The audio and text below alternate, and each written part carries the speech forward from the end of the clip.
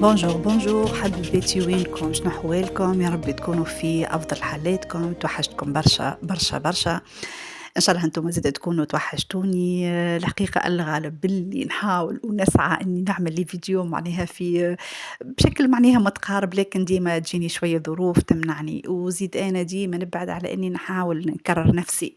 هذاك علاش الشيء اللي يخلّيني نابطة شوية عليكم يسال سامحوني. الفيديو نتاع المرة الأخرى عجبكم برشا، برشا جاتني عليه برشا تعليقات مزيانة كيفكم وكيف قلوبكم، برشا دعاء جاء لصغيراتي يا ربي إن شاء الله كيف ما دعيتوا لي إن شاء الله ربي يتقبل منكم، وإن شاء الله ربي يعطيكم أضعاف ما دعيتوا لي أنا ولصغيراتي. معزكم ومحلى قلوبكم متتبعاتي، قداش فرحانة بيكم في عايلتي، قداش فرحانة بيكم لانضمامكم للعائلة الصغيرونة نتاعي اللي قاعدة تكبر بشوية بشوية. بديت من الأول الساعة بشكركم، وهي أهم حاجة إنه أي واحد يعطيني شوية من وقته يكتب لي كومنتير سي ديجا معناها مزية كبيرة. ثم شكون قالت لي أنتِ والله يعطيك الصحة ترد عليه كومنتير على نحس إنه مش معقول إنه عبد يكتب لي وأنا ما نكتبلوش وما نردلوش، وساعات والله نحاول نرد بنفس الton اللي أنتِ بعثتِ لي بيه الميساج، لأنه يوصلني من خلال الميساج نقرا برشا حب ونقرا صدق، معناها هذاك علاش نحاول باش نرد بنفس الصدق نتاعكم هذاك. نحبكم برشا، نحبكم برشا، لا ينحيكم عليَّ، محلاها إنه ناس إذا ما تعرفكش وتحبكم إن شاء الله يا ربي يحبب فيكم خلقه. زادا نرحب بالمتتبعات الجدد اللي قاعدين يدخلوا للقناة، قاعدين متتبعات برشا يدخلوا للقناة، فرحانة بيكم، فرحانة بانضمامكم زادا للقناة.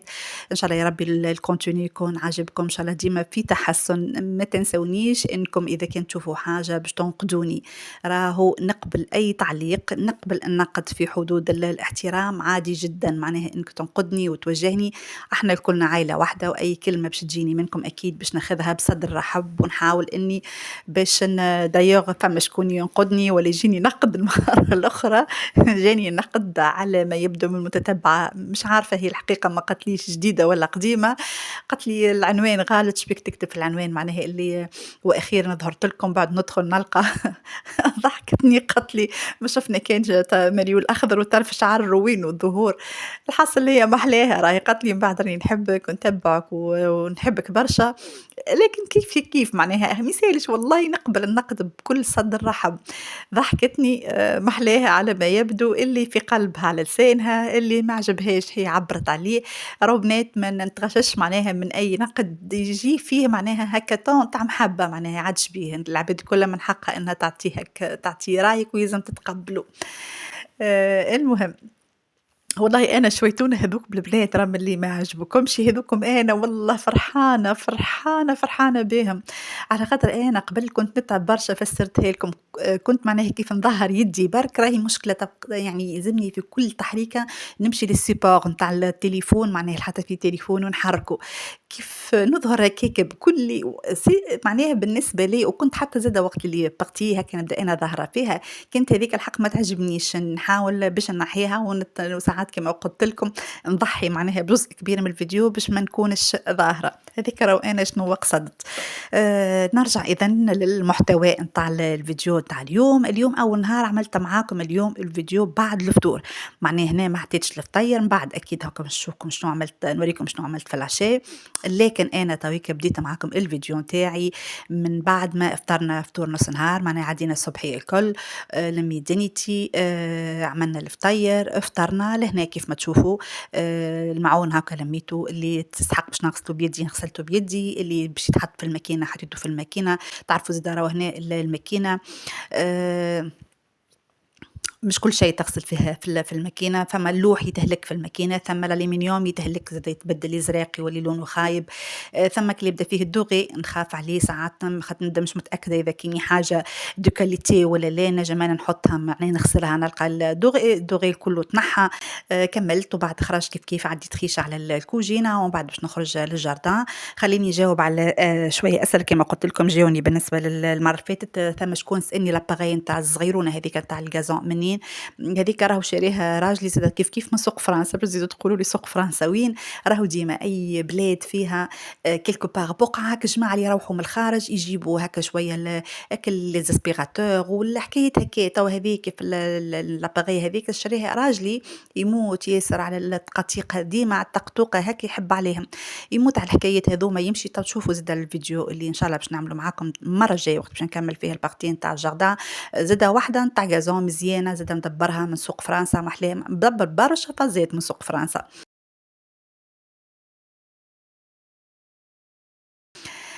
لهنا زادا كيف كيف هاذوما حضّرتهم شوية الصباح شوية قنارية. القنارية معناها راهي باش تصبر البنات وما تبقى بعد كيف تطيبها تلقاها كيف ما هي، مش تنظّفها وتخبّيها. حاول إنك بعد ما تنظّفها تحطها في الماء وتقارص وتعمل غلوة باهية معناها نتاع درَج معناها تغلي بالقدا. درَج وبعد تخلّيها تبرد بالقدا بالقدا وتخبّيها في لي ساشي دو كونجيلاسيون وتحطها وقت تجبدها المرة الجاية وتجيبها ماهيش هاكل تهمد هاكا وتولي مخيبها. على الحقيقة أنا عملتها قبل ما عجبتنيش من بعد رميتها. كيف كيف عندي شوية سلاطة مشوية حضّرتهم راهم الصباح، حطيتهم زادا خلّيتهم يبردوا، رجعت لهم لهنا حطيتهم في لي ساشي دو كونجيلاسيون وخبيتهم في الفريجيدير. كل ما نلقى فضوى ولا يبدا الصباح عندي مش معبي برشا نحاول باش نعمل الفازات هاذوما اللي يرتحوني من بعد long terme.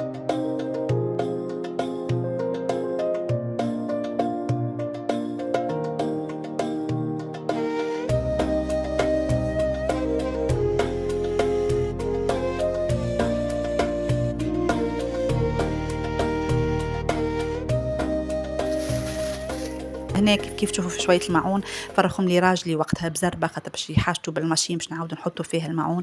يحط لي أنا نقول لهم خلوا ديما تنظيم الماعون على يدي تو نرد وحدي. الوغ يحطوا لي هكاك على جنب وانا كيف من بعد نبدا في الكوجينه ننظم كل حاجه نردها لبقعتها. وميم طون تبدا ديما يدي فك لي زيتاجير كل ما نجي نخبي تلقى ديما في يدي ماك البيكرو فيبر والا الحاجة اللي نخدم بها في الكوجينة. ننظف أول بأول الغبرة وقت تفشت على الخبز كل شيء معناها من الكوجينة باش تبقى ديما لي كولون ولي زيليمون تاع الكوجينة نضيفين.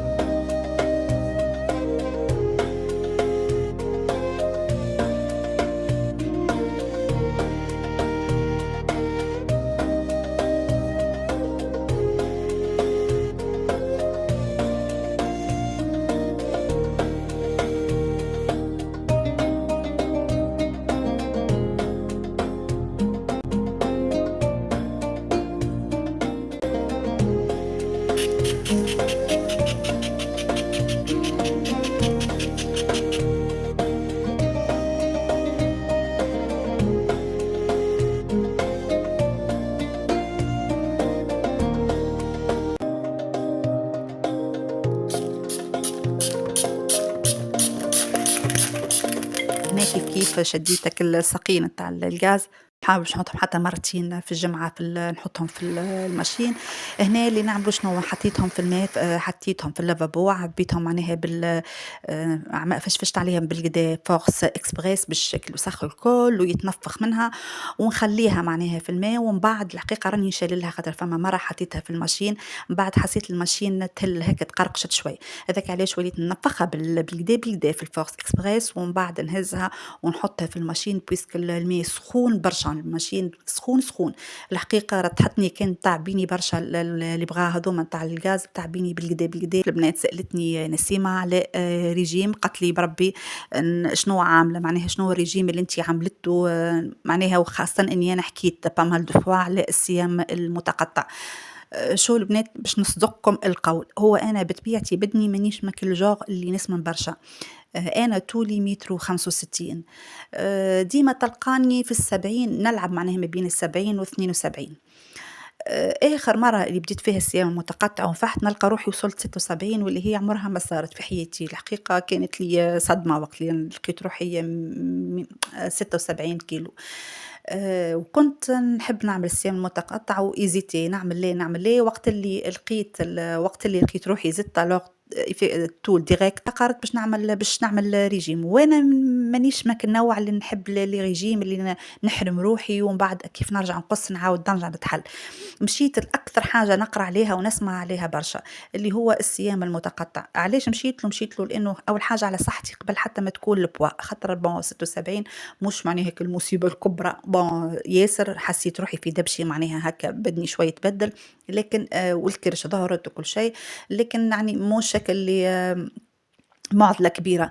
ألوغ حبيت نمشي في حاجة هي صحية، ديجا أنا لتوا مواصلة بيها حتى كان ما نعملهاش معناها بصحيح، لكن لتوا مواصلة بيه. شو البنات باش نحكي لكم عليه هو الصيام المتقطع. هو الصيام المتقطع أنت باش تضعف بيه وباش تحافظ على صحتك زادة قبل حتى ما تضعف بيه. وهو التشافي الذاتي. التشافي الذاتي علاش؟ لأنه يبدل برشا حوايج الجسم وقت اللي أنت هو كيفاش أنت باش تصوم 16 ساعة وتاكل 8 سوايع، راهو 16 ساعة البنات راهم فيهم 8 سوايع ديجا اللي أنت راقدة فيها، معناها باش تبقى كان 8 سوايع برك أنت صايمة، وأون بلوس هو الصيام أما راهو تشرب الماء، واللي تنجمش معناها تصبر على القهوة، راهو تعمل قهوة كحلة في الماء مش في الحليب، ما لازمش تعمل حليب، ماء من غير سكر، تشرب الاتزان الكل، تشرب تعمل حتى بوتوكس، الماء هذاك اللي تحط فيه فقوس، تحط فيه معدنوس، وتحط فيه كرافس، وتحط فيه خس، اذا كان فهمت معناها تشرب تسكي سوائل منصوح بها بالعكس في 16 ساعه، لكن السكر ممنوع منعا باتا. في الثمانية سوايع نتاعك انا شخصيا قاعده ناكل فيه كل شيء ناكل الحلو ناكل الحار، لكن نحاول مثلا العجين نقص منه، مثلا ما نعبيش صحن مكون من تاع مقرونه، ما ناخذش صحن مكون من تاع كسكسي، مانيش حارمه روحي من حتى حاجه، معناها ناكل كل شيء وفي كان جوغ وقت اللي عملته معناها بالصحيح في 15 يوم طيحت تقريبا من 76 رجعت طول حتىش ل 68 معناها، ومن بعد راهو entre parenthèses عاودت بلبزت ونحيت وكل شيء، وفي رمضان أنا من العباد النسمن عاودت هزيت 4 كيلو، لكن توا راني رجعت نعمل فيه، ولو إني ساعات ما نعملش 16 ساعة ساعات نعمل 14 ساعة، أما ديما نقول خير من بلاش.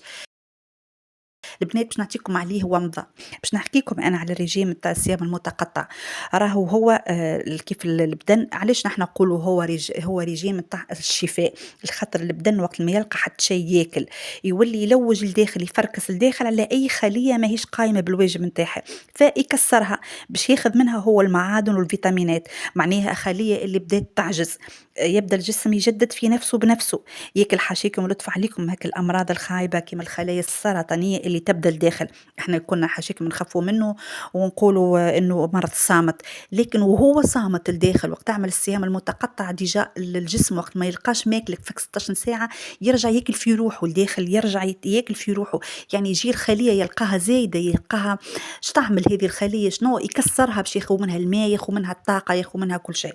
هو زاد هرمون النمو، إعادة بناء العضلات، هو زاد مضاد حتى لك الشيخوخة والنسوان والزهايمر دوك كل باهي برشا الصيام المتقطع، راهو باهي زاد يطيح السكر من البدن.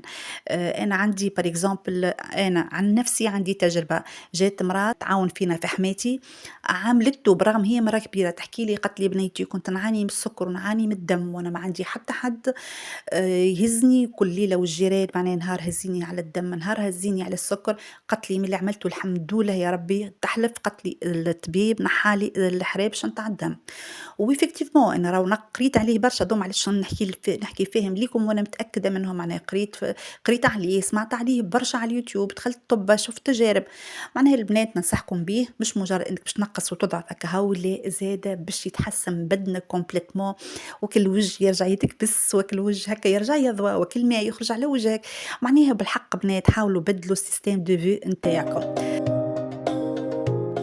دخلت لهنا باش نحضر العشية حبيت نعمل كويس نتاع تيزان نهدي به أعصابي، حطيت فيه البابونج شوية تيزانة، وحطيت فيه شوية أوراق نتاع الجنريه هذوك اللي نرموهم أنا نشيحهم ونخبيهم، بويسك مطهر باهي برشا للكبدة.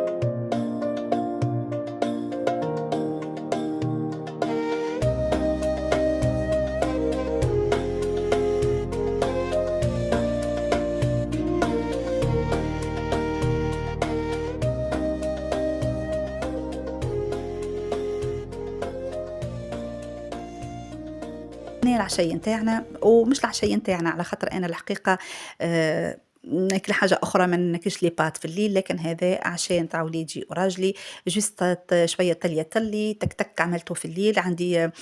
وهذا والطريقة اللي تراو فيها من أبن جاتني، حتى ما عنديش كريم فريش، جات بنينة بنينة بشكل غريب. حطيت شوية البصل، صوتيت فيهم شوية سكالوب وشوية شامبينيون قويت الغاز بيان سور. الشامبينيون ما يلزمش يبدا على نار هاديه باش يبقى محافظ على الماء والبنه نتاعو الكل. من بعد ما طابوا مرقتهم بالماء، ومن بعد كيف ما تشوفوا سمطت شويه تليه تلي وحطيتها، صبيتها عليها، صبيتها عليهم، ومن بعد حطيت لها شويه شويه زيتون، شويه فرماج موتزاريلا، حركتها الكلها بالكدا بالكدا بالكدا. بعدها بيان سور حطيت عليها فرماج موتزاريلا من الفوق وغطيتها وخليتها بقات هكا بماها، وكل فرماج ساح عليها وكأنك تاكل في البيتزا. والله يا بنات أبن من البنة، وفيت في ميم با درجين تبدا عملتها العشي هذا خفيف ظريف، تعملوا صغيرات وسيرتو الأولاد يموتوا ياسر على الحوايج البيضة هكا. هذا ننصحكم به جاي الصيف.